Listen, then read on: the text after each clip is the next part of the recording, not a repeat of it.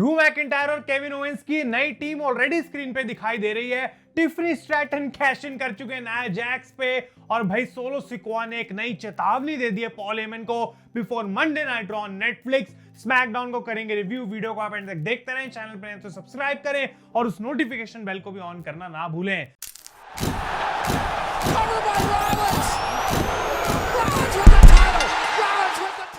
तो गाइस मैं हूं आयुष और आप देख रहे हैं रेसलिंग इंडिया। स्वागत है आपका आज की इस वीडियो में। 300K को हम चेस कर रहे हैं। नए साल की पहली स्मैकडाउन 3 घंटे की। भाई सब्सक्राइब बटन को जो है आर लगा दो, एक क्लेम और किक। तो ये शो स्टार्ट होता है। The undisputed champion Cody Rhodes आते हैं रिंग के अंदर और वो सबसे पहले यहाँ पे हाइप करते हैं कि किस तरीके से स्मैकडाउन 3 घंटे की हो गई है। मंडे नाइट रॉ जो है नेटफ्लिक्स पे जा रही है और WWE प्रोबेबली अपनी सबसे बड़ी एरा की जो है वो चेंज करने वाली है केबल टेलीविजन से मूव होके। वो यहाँ पे कहते हैं लेकिन एक चीज का मुझे दुख है कि मैं वहां पे compete नहीं कर पाऊंगा बिकॉज मैं मेडिकली क्लियर्ड नहीं हूं और उसका सारा क्रेडिट जाता है केविन ओवेंस को। केविन ओवेंस की वजह से मेरी नेक अभी बिल्कुल भी ठीक नहीं है और मैं compete नहीं कर सकता रॉ ऑन नेटफ्लिक्स के प्रीमियर में। लेकिन इससे पहले कि वो आगे बढ़ते बाहर आ जाते हैं ड्रू मैकिंटायर और क्लियरली कोडी के चेहरे पे काफी सरप्राइज था यहाँ पे ड्रू मैकिंटायर का म्यूजिक सुन के। और आते हैं यहाँ पे सबसे पहले ड्रू और बोलते हैं देखो भाई कोडी, यहाँ मैं तेरे को हर्ट करने के लिए नहीं, तेरे को हेल्प करने के लिए आया हूँ। वो बात करते हैं किस तरीके से इस एरा में WWE तो जा रही है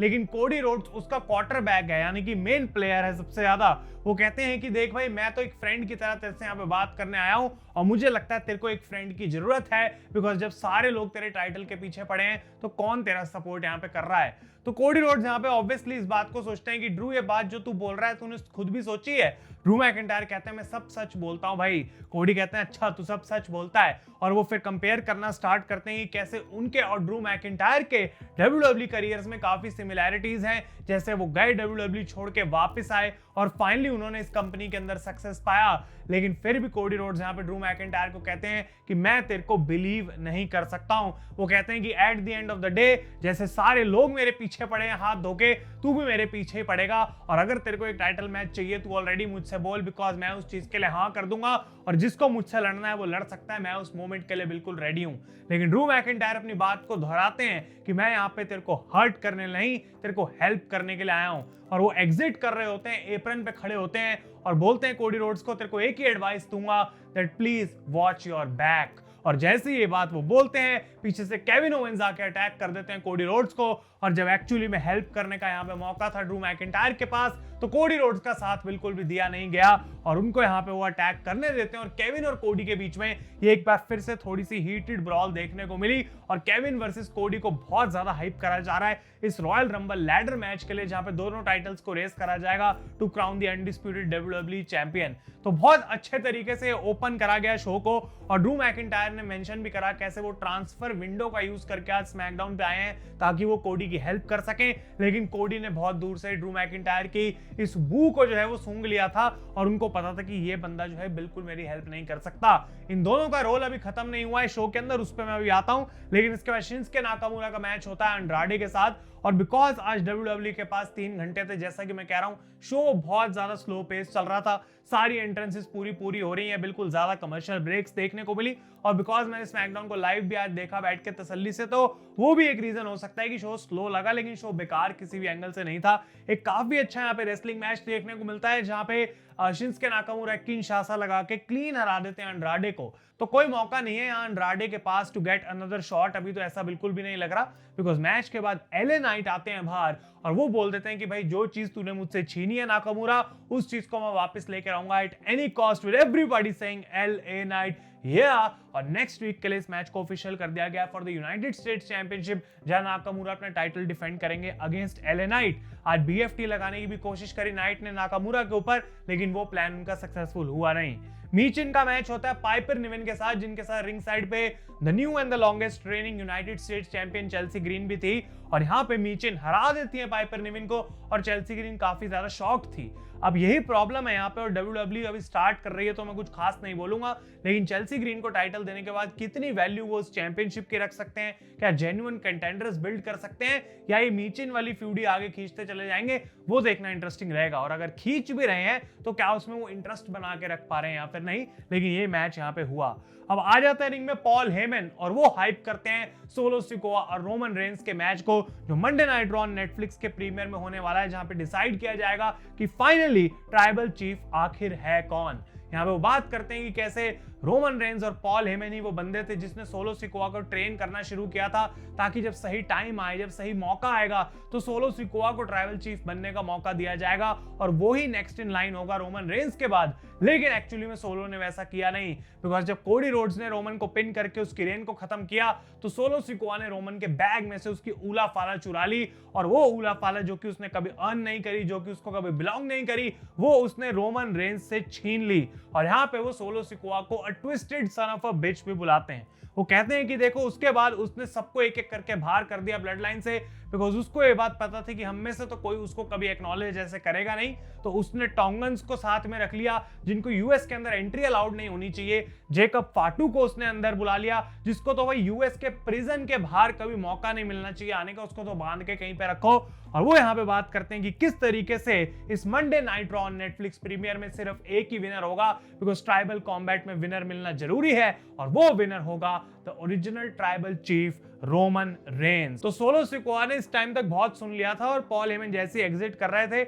उनका म्यूजिक बजता और वो फिर से अपना आराम से एंट्रेंस का टाइम लेके रिंग के अंदर आते हैं। और पॉल हेमन की यहाँ पे बिल्कुल डर के हालत खराब थी। वो यहाँ पे बोलते हैं कि भाई देख, मेरे को तो अपनी पैंट में कुछ हो रहा है, फील सुसु कर दूंगा मैं आज यहीं पे, अगर तू यहाँ से नहीं गया। तो सोलो सिकोआ पूछते हैं भाई ऐसी क्या हालत हो गई तेरी? तो यहाँ पे पॉल हेमन बोलते हैं कि देख भाई, लास्ट टाइम मुझे याद आ रहा तूने क्या किया था, अगर मैं कुछ भी यहाँ पे बोलूंगा तो तू फिर से मेरे को टेबल के थ्रू पावर बॉम्ब कर देगा। तो सोलो सिकोआ पहले तो रोमन रेंस के स्टाइल में माइक मांगते हैं पॉल हेमन से, एक्नॉलेज करवाते हैं फिनिक्स एरिजोना को, जबकि किसी ने एक्नॉलेज किया नहीं। और उसके बाद वो यहाँ पे पूछते हैं पॉल हेमन से कि सीएम पंक को तुझे एक फेवर देनी है ना, आज मैं भी एक फेवर की तरह से बात कर लेता हूँ, क्यों ना इस चीज को हम इस तरीके से देखें। उला फाला जो है वो ऑन द लाइन है मंडे नाइट रॉ के प्रीमियर पे नेटफ्लिक्स पे जो होने वाला है, और उला फाला एक ऐसे बंदे के हाथ में होनी चाहिए उस मैच के टाइम पे जिस पे हम ट्रस्ट कर सकें, एक ऐसा बंदा जो कभी हमारी फैमिली को डिसरिस्पेक्ट नहीं करेगा, एक ऐसा बंदा जो कि काफी टाइम से पूरी चीज के अंदर इन्वॉल्व है। तो वो कहते हैं कि अगर रोमन रेंस ने मुझे हरा दिया मंडे नाइट रॉ के अंदर, तो भाई तू रोमन रेंस के गले में उस उला फाला को पहनाएगा, और उसके बाद मैं रोमन रेंस को एक्नॉलेज करूंगा एज माय ट्राइबल चीफ। लेकिन अगर मैंने रोमन रेंस को हरा दिया, जो कि मैं करके दिखाऊंगा, तब तू मेरे गले में मुझे माला पहनाएगा, उला फाला पहनाएगा, और उसके बाद तू मेरा वाइस मैन बन जाएगा फॉरएवर। और उसके बाद तुम एक्नॉलेज करोगे दोनों मिलके, इंक्लूडिंग रोमन रेंस, बिकॉज उसके पास कोई मौका नहीं बचेगा to acknowledge Solo Sikoa as the tribal chief. तो ये थोड़ी सी स्टेक्स हाई कर दी है यहाँ पे सोलो ने, और क्लियरली हमको पता लग चुका है कि जो भी विनर होगा उसके गले में उला फाला पॉल हेमन को पहनाने का ऑर्डर मिल चुका है, और ये डील कहीं ना कहीं पॉल हेमन ने एक्सेप्ट भी कर ली है, और ये स्टेक्स आप कह सकते हैं स्टिपुलेशन के फॉर्म में डाल दिया गया है। लेकिन ट्राइबल कॉम्बैट का मतलब ये है कि तब तक लड़ाई चलती रहेगी जब तक एक क्लियर विनर सामने नहीं आ जाता। इसका मतलब ये मैच किसी बेकार तरीके से एंड नहीं हो सकता, हमें एक क्लियर विनर जो है वो देखने को ही मिलेगा इस मैच में ऑन मंडे नाइट रॉ। बहुत ज्यादा इंटरेस्टिंग सेगमेंट थी,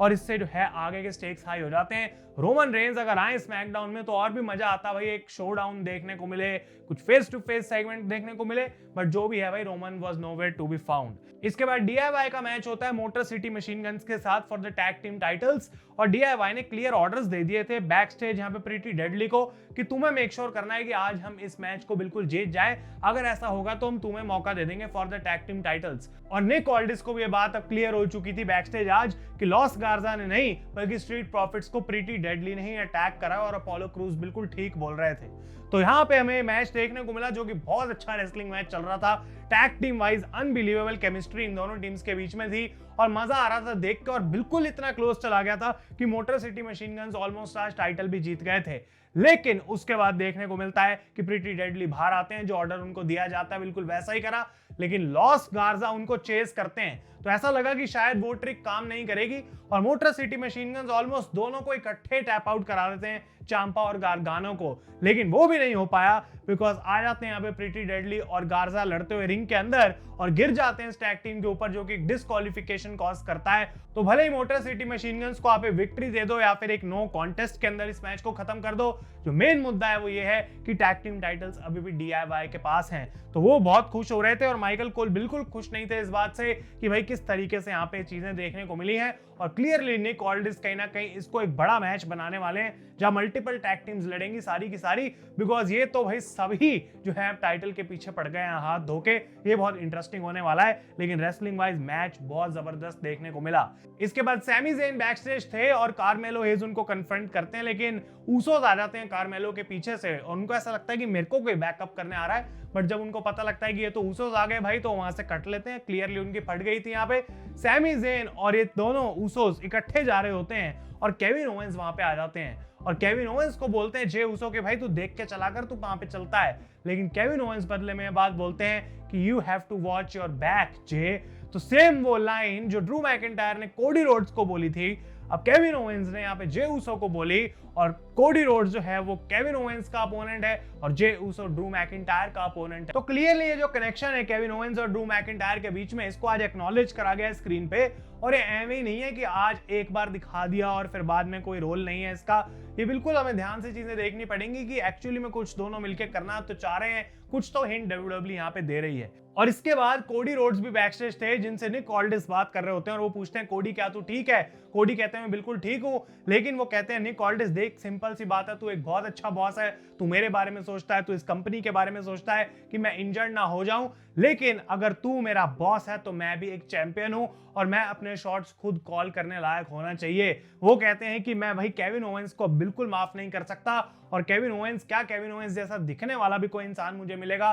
तो I will drop him on site, जहां दिखेगा वहीं मारूंगा चाहे मेरी कोई भी सिचुएशन हो। तो कोडी रोड्स का मुद्दा भी बिल्कुल यहाँ पे क्लियर है और ये हीट अप होती चली जाएगी सिचुएशन रॉयल रंबल तक। बहुत अच्छे से इसको और स्लोली बुक करा जा रहा है। नाया जैक्स अपना टाइटल डिफेंड कर रही थी against Naomi for the women's championship match देखने को मिला और ये भी एक बहुत अच्छा मैच था। नाओमी के कॉर्नर में बियांका थी और कैंडिस ले रही थी यहाँ पे नाया जैक्स के कॉर्नर में, और Tiffany was nowhere to be seen. Show पे बात भी करती है नाया पहले कि कहाँ है टिफनी, तो कैंडिस कहती है मुझे कोई आइडिया नहीं है पर मैं तेरी आज हेल्प कर सकती हूँ। तो यहाँ पे बिल्कुल वही देखने को मिल रहा था, लेकिन बियांका ने जो है वो कैंडिस लेरे वाली प्रॉब्लम को सॉल्व कर लिया और बहुत अच्छे से डब्ल्यूडब्ल्यूई ने ट्विस्ट दिया, बिकॉज टिफनी का फाइनली म्यूजिक बजता है, वो बाहर आती है अपना मनी इन द बैंक लेके, लेकिन वो रेफरी को फेंकती हैं यहाँ पे, नाओमी को ब्रीफकेस से अटैक कर देती हैं, नाया जैक्स अनाइलेटर लगाती हैं और नाओमी को हरा के इस मैच को जीत जाती हैं। तो टिफनी जो कैश इन करने आई, उन्होंने हेल्प कर दी नाया जैक्स की टू रिटेन द टाइटल,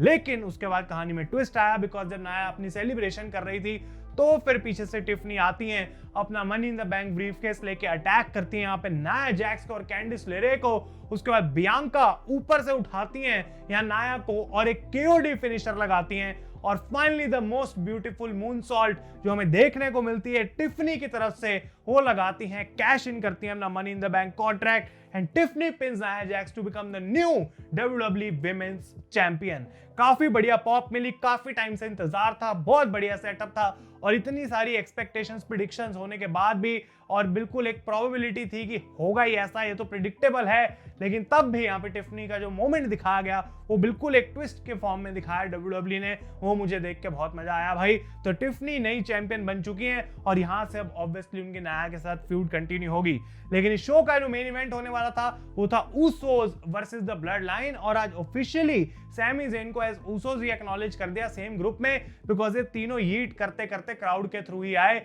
लंबी एंट्रेंस चली जे ऊसो की, बहुत टाइम था, आई थिंक आखिरी के 30-35 मिनट तो इसी मैच को दे रखे थे, और इस वजह से जो रेसलिंग की क्वालिटी थी एक बार फिर से बहुत हाई थी। कुछ लोग बोलेंगे स्लो मैच था, डेफिनेटली था, लेकिन क्वालिटी रेसलिंग की तब भी हाई थी। जेकब फाटू को टाइम मिला शाइन होने का, टामा टोंगा को टाइम मिला शाइन होने का, लेकिन मैच के बीच में ड्रू मैकिंटायर बाहर आते हैं जो जे ऊसो को डिस्ट्रैक्ट करने आए थे, उनका और कोई पर्पस नहीं था, लेकिन जे ऊसो एक डाइव लगा देते हैं बाहर, ड्रू मैकिंटायर वाली प्रॉब्लम को सॉल्व करते हैं। तो एंड में यहाँ पे कंफ्यूजन हो गई थी कि लीगल मैन सोलो सिकोआ है या फिर जेकब फाटू, और जिमी ऊसो लड़ते लड़ते कोशिश तो कर रहे थे जेकब फाटू से, लेकिन जब वो अटैक अपना जेकब फाटू के ऊपर कर रहे थे out of nowhere, solo Sikoa आते हैं, अपना सोलो स्पाइक लगाते हैं और पिन कर देते हैं जिमी को टू गेट द विक्ट्री। और भाई सोलो सिकोआ जो हैं उन्होंने इस मैच को जीत लिया है ब्लड लाइन के लिए। Solo has the victory. तो क्लियरली इस रॉ नेटफ्लिक्स के प्रीमियर से पहले सोलो सिकोआ को WWE ने टॉप क्लास दिखा दिया है, पिन करके विक्ट्री भी दिलवा दी है। और अब सोलो सिकोआ काफी कॉन्फिडेंटली जा रहे हैं इस नई स्टिपुलेशन को रख के रोमन रेंस के against on Netflix premiere of Monday night Raw. ये था आपका स्मैकडाउन का रिव्यू गाइस। वीडियो आपको अच्छी लगी इसे लाइक करें। Thank you so much for watching. तब तक के लिए मैं हूं आयुष और आप देख रहे हैं रेसल इंडिया।